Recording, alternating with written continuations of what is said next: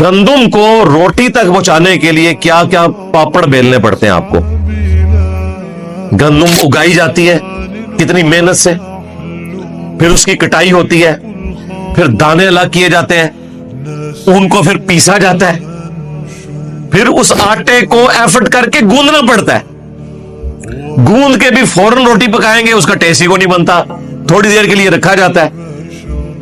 اس کے بعد بھی آگ جلانی پڑتی ہے, توا گرم کرنا پڑتا ہے, پھر اس پیڑے کو روٹی کی فارم میں لے کے جا کے اس کے اوپر رکھنا پڑتا ہے یا تندور میں گرم تندور میں لگانا پڑتا ہے, پھر جا کے اس کو ٹائملی اتارنا پڑتا ہے, تب یہ گندم اس قابل ہوتی ہے کہ آپ اسے استعمال میں لائیں. لیکن سرکار فروٹ کے ساتھ تو کچھ بھی نہیں کرنا پڑتا.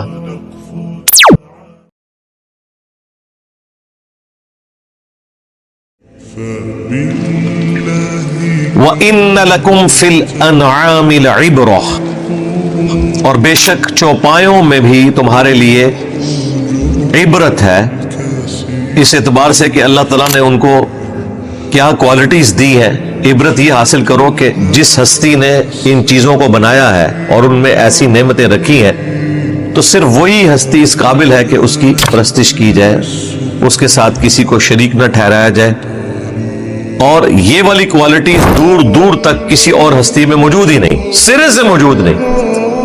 تو اللہ تعالیٰ دعوت توحید اپنی ان نعمتوں کے ذریعے دیتا ہے جو اتنی یونیک نعمتیں ہیں کہ مخلوق ان کوالٹیز کا سوچ بھی نہیں سکتی کہ اس طرح کی کوالٹیز کسی چیز میں پیدا کر سکیں. تو چوپایوں کے اندر بھی تمہارے لیے عبرت کا نشان ہے کہ اس سے تم مورل لیسن حاصل کرو. خصوصاً نسقیکم مما فی بطونہ من بین فرث, ہم تمہیں پلاتے ہیں ان کے پیٹ سے جو گوبر و دم اور خون کے درمیان سے نکلتا ہے, لبنن خالصا, خالص دودھ, سائغ للشاربین, جو کہ پینے والوں کے لیے بڑی آسانی سے حلق سے نیچے اتر جاتا ہے. جو لوگ دودھ پینے کے عادی ہیں انہیں تو اس کا ٹیسٹ فیل ہوگا, لیکن جن لوگوں کو دودھ کے ساتھ کوئی شغف نہیں انہیں تو ان چیزوں کا وہ مزہ فیل نہیں ہوگا. پھر جو لوگ دودھ شوقیہ پیتے ہیں وہ بھی اس کے ایک اینگل کو دیکھ رہے ہیں کہ اس کا ٹیسٹ ہے, یہ نہیں دیکھ رہے کہ پوری کی پوری انسانیت اس دودھ پہ چل رہی ہے. آج دودھ ختم ہو جائے بچے بڑے ہی نہیں ہوں گے, بچے ماں کا دودھ پیتے ہیں. اور آج کل جو ہماری ایک میڈیکل کے پوائنٹ آف ویو سے کمزوریاں آ گئی ہیں انسانوں میں, اس کی وجہ سے زیادہ تر بچے تو گائے اور بھینس کا دودھ پیتے ہیں. ایون جو خشک دودھ ہوتا ہے وہ دودھ بھی بیسیکلی نیچر سے ہی حاصل کیا گیا ہوتا ہے, خود سے تو نہیں بنایا ہوتا. تو پوری کی پوری انسانیت ڈیپینڈنٹ ہے اس دودھ کے اوپر, جس کا ذائقہ بھی ہے اور انسان کی نسل اس کے ذریعے آگے چل رہی ہے. آپ دیکھیں ہمارے پنجاب کے معاشرے میں یہ بات بولی جاتی ہے کہ جس کے گھر گائے ہے اس کے گھر آدھا رزق موجود ہے.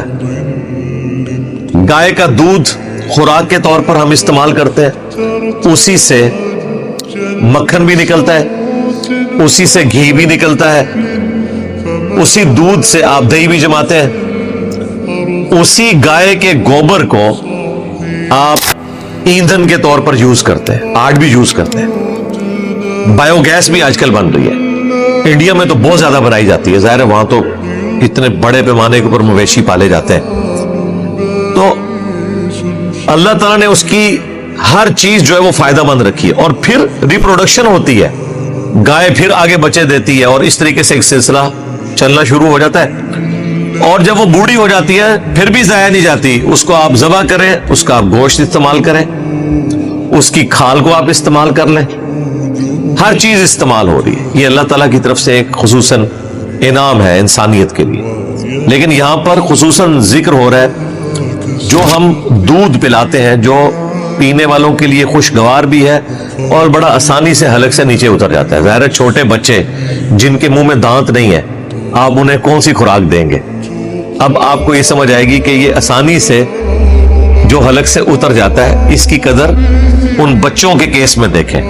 ان بوڑھے لوگوں کے کیس میں دیکھیں جن کے پاس چبانے والی اب دانت ان کے منہ میں اس طریقے سے بتیسی موجود نہیں ہے، تو وہ دودھ کی چیزوں کو، کھیر کو، اس طرح کی مختلف چیزوں کو استعمال کر سکتے ہیں. کتنے اس کے فائدے.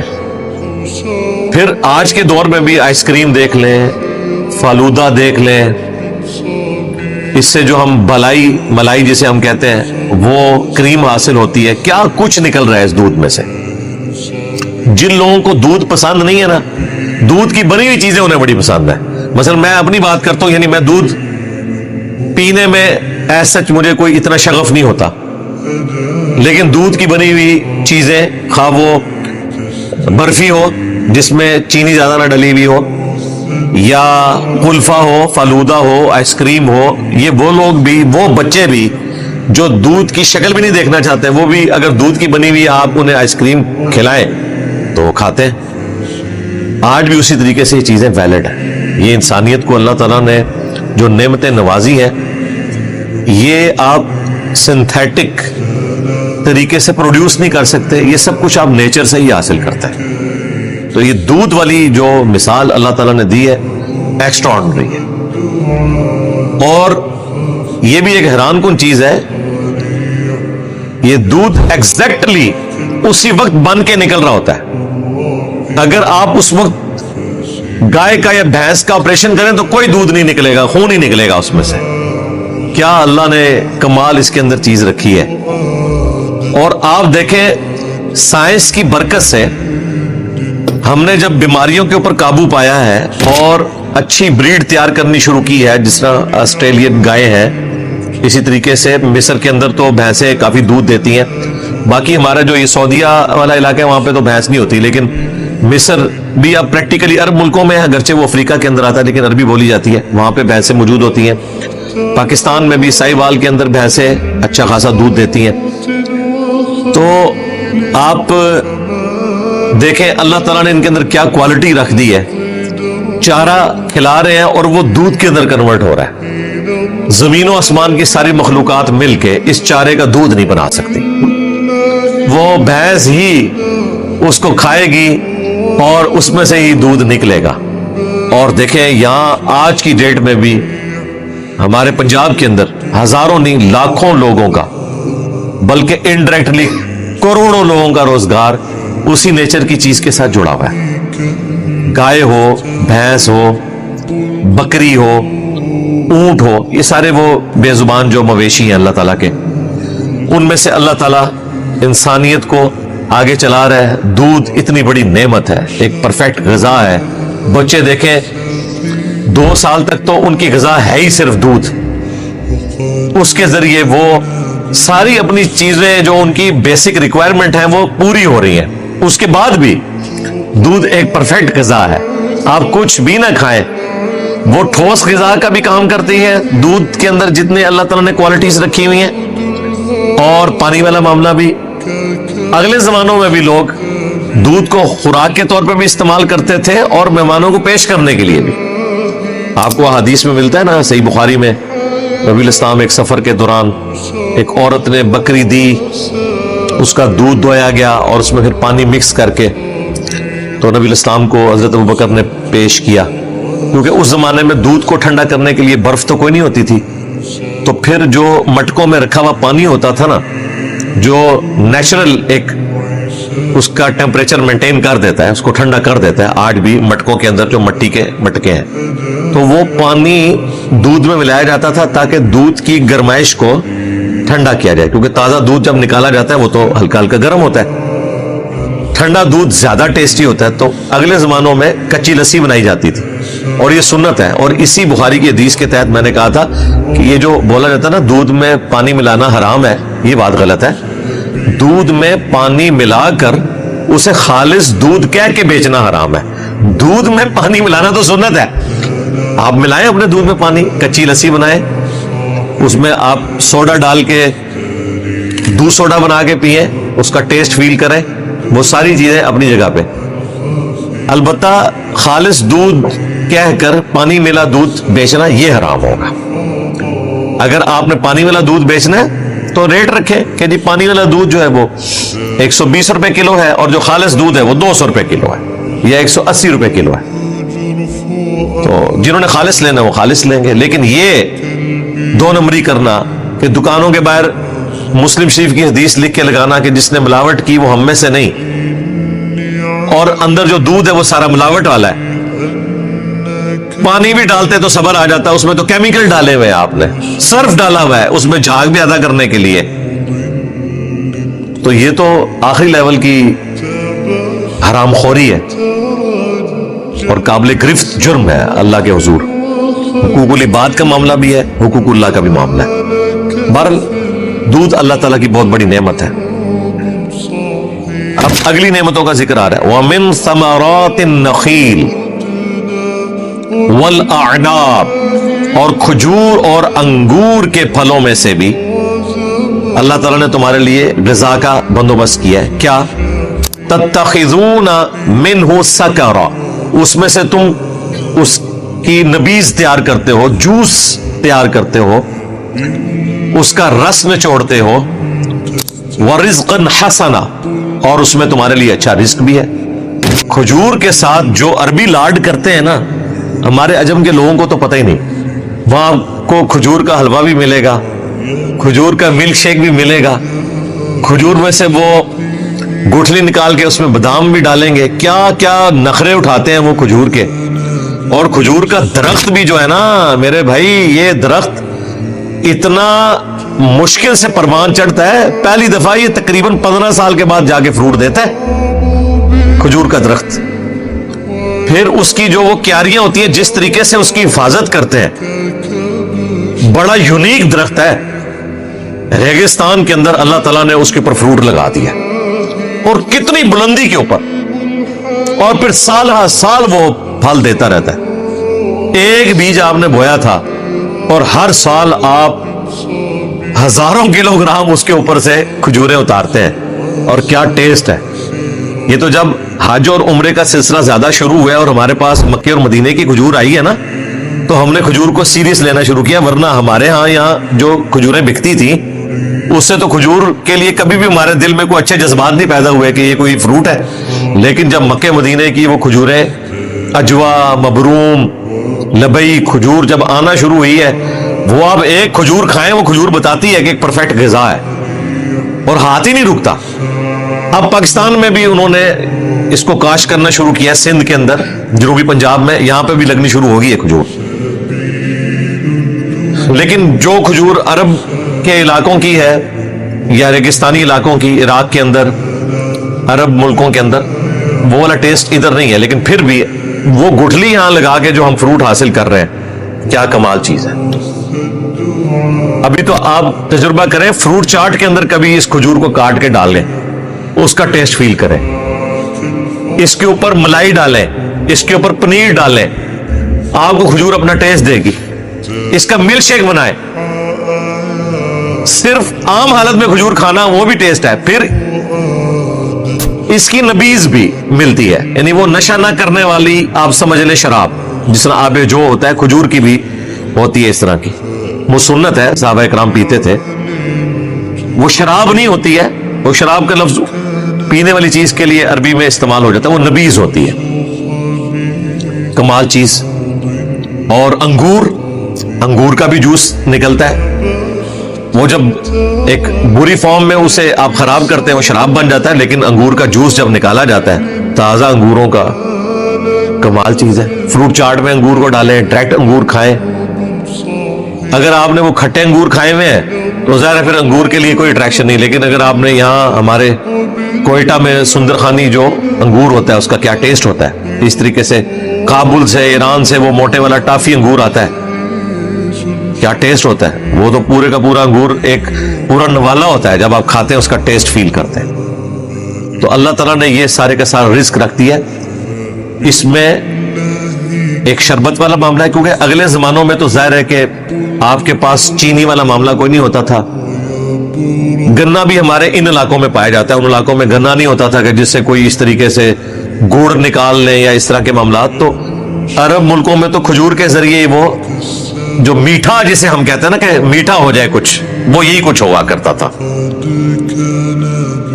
یہ تو چینی جب بیماری آئی ہے نا تو سویٹس کی دکانیں کھلنی شروع ہوئی ہیں، اور مجھے تو سخت نفرت ہے یہ جو سویٹس والا معاملہ ہے۔ انہوں نے آ کے نیچر کو ریپلیس کیا ہے، ورنہ پہلے لوگ کسی کے گھر فروٹ لے کے جاتے تھے، اب لوگ مٹھائیاں لے کے جاتے ہیں۔ یہ مٹھائی ایکویلنٹ ٹو فروٹ بنائی گئی ہے۔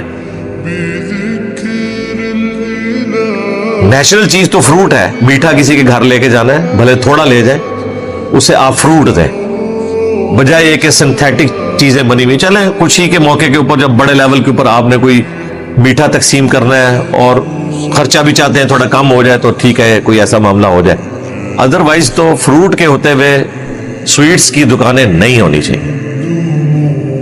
سویٹس کی دکانیں جو ہیں وہ اصل میں پھلوں کی دکانیں ہیں اگر دیکھا جائے، اور پھل اللہ تعالیٰ کا فنش پروڈکٹ ہے۔ اس کے اوپر کبھی غور کریں، اللہ تعالیٰ پھلوں کا ذکر کیوں کرتا ہے دنیا میں بھی اور جنت میں بھی؟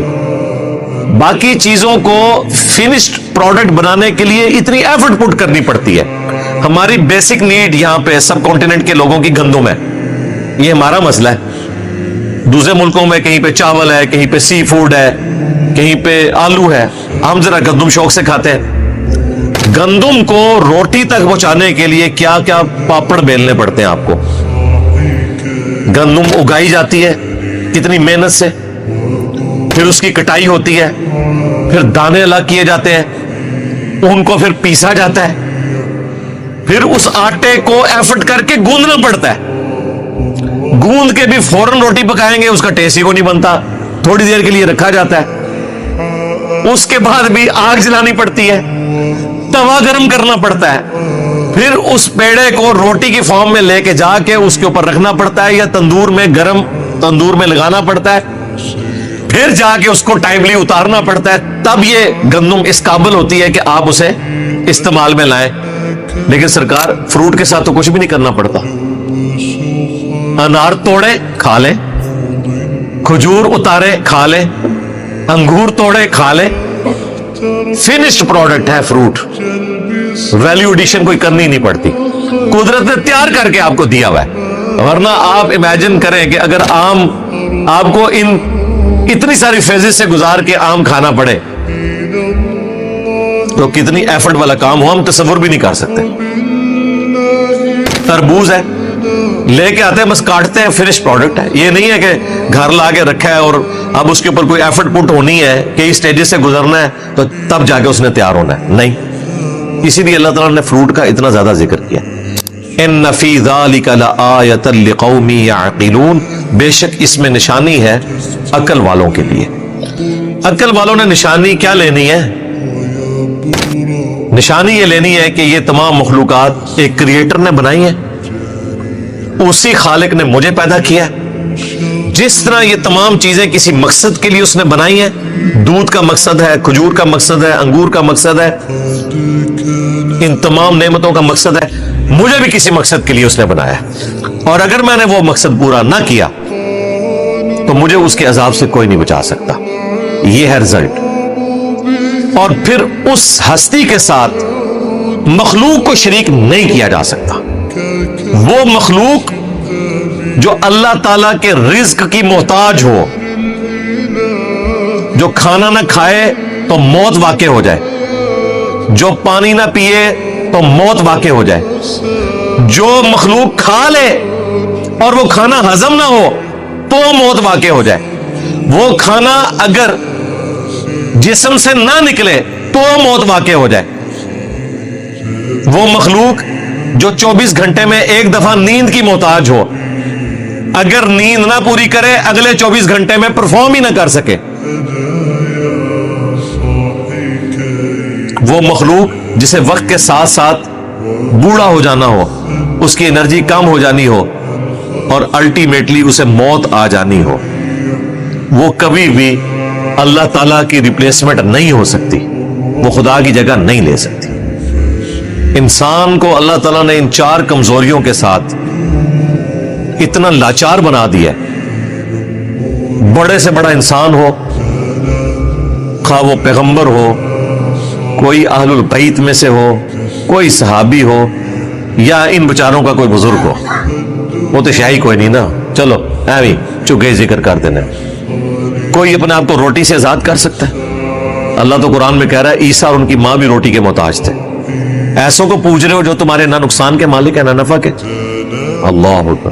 پوجنے کی بھی نفی ہوئی اور مشکل کشا ہونے کی بھی نفی ہوئی. یہاں پہ لوگ کہتے ہیں ہم تو نہیں بابوں کو پوج رہے. اللہ نے صرف پوجنے کی نفی نہیں کی، کہا کہ نفع نقصان کے مالک بھی نہیں. اور عیسیٰ اور اس کی ماں اگر کسی کے نفع نقصان کے مالک نہیں تو بابے تو شاہی کوئی نہیں. سیدھی جی گل ہے. 4 کمزوریاں روٹی کا محتاج کر دی ہے، وہ کسی بھی فارم میں ہو، کھانا. دوسری کمزوری ٹوائلٹ، ہاں جی. تیسری کمزوری نیند، اور چوتھی سب سے بڑی موت. یہ 4 کمزوریاں اگر دور کر دیں کسی انسان کو خدا کی حاجت ہی نہیں رہتی. انسان پھر ٹھیک ہے، چاہے وہ دعویٰ خدائی کرے دعویٰ پیغمبری کرے، اسے کوئی فرق نہیں پڑتا. 4 کمزوریاں بس دور کر لے اپنی، کہ وہ کھانے پینے کا محتاج نہ ہو، نیند کبھی نہ آئے، اور ٹوائلٹ والا مسئلہ نہ ہو، کوئی بدحالی نہ ہو، بڑھاپا بھی، یہ ساری چیزیں اس میں شامل کر، اور آخری چیز موت نہ آئے. لیکن یہ ساری کمزوریاں انسان کے ساتھ اٹیچ ہیں، اس لیے خدا انسان کی ضرورت ہے. اور مزے کی بات، جنت میں آپ کو یہ ساری خوبیاں مل جانی ہیں. جنت میں جو نعمتیں ہیں وہ زندہ رہنے کے لیے نہیں ہے، ٹیسٹ کے لیے. جتنا مرضی کھائیں. بخاری مسلم میں ہے کہ ایک خوشبودار ڈکار آئے گی، سب کچھ ختم. ٹوائلٹ جانے کی بھی تکلیف بھی نہیں اٹھانی پڑے گی ایک ڈکار کے ساتھ. اور آپ کی خواہش ہے کہ میں یہ بھی کھاؤں، کھائیں. دنیا میں تو تھوڑی دیر کھانے کے بعد انسان اکتا جاتا ہے پیٹ بھر کے، ادھر کوئی نہیں ہے. پیٹ بھرے یا خالی رہے بھوک نہیں آپ کو لگے گی، ٹیسٹ کی وجہ سے کھائیں گے. اور وہ جو ٹیسٹ اللہ جنت میں دے گا وہ اس سے بڑھ کے ہے. جس طرح کہ دنیا میں ایک پیاسے شخص کو ٹھنڈے پانی کی قدر ہوتی ہے نا، لوگ اکثر پوچھتے ہیں کہ اگر بھوک نہیں ہوگی تو کھانے کا مزہ ہی نہیں آئے گا. نہیں، وہ جنت کی ڈائنامکس ہے، وہ ڈیفرنٹ ہے. وہاں پہ ٹیسٹ میں اللہ نے وہ چیز رکھ دی ہے کہ وہ بھوک سے بھی زیادہ ٹیسٹ دے گی آپ کو، جو دنیا میں بھوک کی وجہ سے انسان کھاتا ہے. بڑھاپا نہیں، 30 سال کی عمر ہے، بدحالی نہیں ہے، اللہ تعالیٰ کبھی ناراض نہیں ہوگا، اور کبھی موت نہیں آئے گی. لو جی موجے مارے. اس کے لیے میں نے ایک ٹرم ڈیوائز کی تھی کہ خالق اور مخلوق کا فرق رہ گیا. ادروائز اللہ تعالیٰ کی یہ مہربانی ہے کہ اس نے حقیر انسان کو اپنے ساتھ خدائی میں شریک کر لیا ہے. اتنی بڑی نعمتیں دے دی کہ ٹھیک ہے مجھے بھی موت نہیں آنی، جا تجھے بھی موت نہیں آئے گی. میرا حکم بھی چلتا ہے، جا تیرا حکم بھی چلے گا. اتنی جنت کے اندر بدحالی تجھے نہیں آئے گی. خالق اور مخلوق کا فرق وہ اپنی جگہ ہے. چند سالوں کی زندگی دے، ہمیشہ کی زندگی حاصل کر لے. جو مسلم شریف میں حدیث ہے کہ دنیا اور آخرت کی مثال ایسے ہے جیسے کوئی شخص انگلی ڈبوئے سمندر میں، تو جو پانی لگے گا یہ دنیا ہے اور سمندر آخرت ہے. یہ نبی الاسلام کا فرمان. یارا اتنی کھول کھول کے باتیں بیان کی گئی ہیں کہ ہم تفکر نہیں کرتے. اگر تفکر کریں اور ان باتوں کو ویسے ہی سمجھیں جس طرح 2+2=4 سمجھتے ہیں تو انسان تو یقین کرے ایک حدیث سے ہی آگے نہیں جا سکتا، تصور نہیں کر سکتے کہ اتنے بڑے درخت کہ 100 سال تک ایک گھوڑ سوار گھوڑا دوڑاتا رہے تو اس درخت کے سائے سے باہر نہ نکلے. یہ جنتیوں کو ایک درخت کی بات ہو رہی ہے. یہ باتیں ہمارے بزرگوں کو کبھی سمجھ آ ہی نہیں سکتی تھی. صحابہ تابعین کا ایمان بالغیب تھا، لیکن آج ہمیں سائنس نے بتا دیا ہے کہ کائنات کی چوڑائی کتنی ہے. ابھی جو اس وقت تک دریافت ہوئی ہے 93 بلین لائٹ ایئرز، 93 ارب سال تک روشنی چلتی رہے. اتنی تو وہ کہہ رہے تھے ہم نے یعنی ایسٹیمیٹ کر لیا، اس سے بڑی بھی ہو سکتی ہے. یہ بھی آپ کو لیٹسٹ فگر بتا رہا ہوں. 93 ارب سال روشنی چلے. اور روشنی کس طرح چلتی ہے؟ روشنی بھائی گھوڑے کی رفتار سے، جہاز کی رفتار سے نہیں چلتی. روشنی زمین کے ساتھ چکر کاٹ لیتی ہے 1 سیکنڈ میں. 40,000 کلومیٹر ہے سرکمفرنس، 3 لاکھ کلومیٹر 1 سیکنڈ میں. روشنی 1 سیکنڈ میں 3 لاکھ کلومیٹر چلی جاتی ہے 1 سیکنڈ میں. آپ ایک دن کی کیلکولیشن کریں تو آپ کا چھوٹا موٹا کیلکولیٹر تو فیل ہو جائے گا کہ ایک دن میں روشنی کہاں پہنچ جائے گی. ایک سال میں جہاں پہنچے گی نا وہ 1 لائٹ ایئر ہوتا ہے، اور 93 بلین لائٹ ایئرز، میں کہتا ہوں جی 93 ایئرز لائٹ ایئرز بھی ہوتے ہیں نا، وہ بھی نہیں بندہ امیجن کر سکتا۔ 93 ارب لائٹ ایئرز، اور 1 ارب اتنا فگر ہے کہ اگر آپ 24 گھنٹے گنتی گنے نا تو 25 سے 30 سال چاہیے 1 ارب پورا کرنے کے لیے۔ تو اب آپ اندازہ کر لیں، یہ اللہ تعالیٰ نے اتنی بڑی کائنات رکھی ہے، تو اب سمجھ آتی ہے کہ واقعی یار 100 سال تک گھوڑا دوڑا لے، گھوڑا روشنی کی رفتار سے تو نہیں چلے گا، گھوڑے نے 100 سال میں جتنا فاصلہ طے کرنا ہے، روشنی نے تو وہ 5 منٹ میں ہی طے کر لینا ہے۔ تو واقعی اتنی بڑی ہے کائنات، بالکل۔ اور یہ وہ ہے جو ابھی دریافت ہوئی ہے، اور ابھی سائنٹسٹ ہمیں یہ بتا رہے ہیں کہ دنیا میں سمندر کے کناروں پر ریت کے جتنے ذرے ہیں نا یہ کم ہیں، پلینٹس اس سے زیادہ ہے۔ آپ تو ایک دریا کے، ایک شہر کے، ایک چوراہے پہ کھڑے ہو کر اگر ایک مٹھی اٹھائے نا ریت کی، وہ نہیں گن سکتے۔ دنیا میں جتنے ساحل سمندر کی ریت ہے اس کو کوئی کیلکولیشن کر سکتا ہے؟ پاکستان کو صرف 700 کلومیٹر سمندر لگتا ہے، اور پاکستان کا تو ایریا دیکھا جائے تو کچھ بھی نہیں ہے۔ 700 کلومیٹر کی ریت، اس کا ایک ایک ذرہ گنے۔ یہ سائنٹسٹ کہہ رہے ہیں کہ یہ کم ہے، کائنات میں ستارے اس سے زیادہ ہیں۔ تو اب آپ کو سمجھ آ جائے گی بخاری مسلم کی حدیث کے آخری جنتی کو بھی 10 پلینٹ ارتھ ملیں گے، کوئی مشکل نہیں۔ 10 پلینٹ ارتھ، 10 گنا جنت۔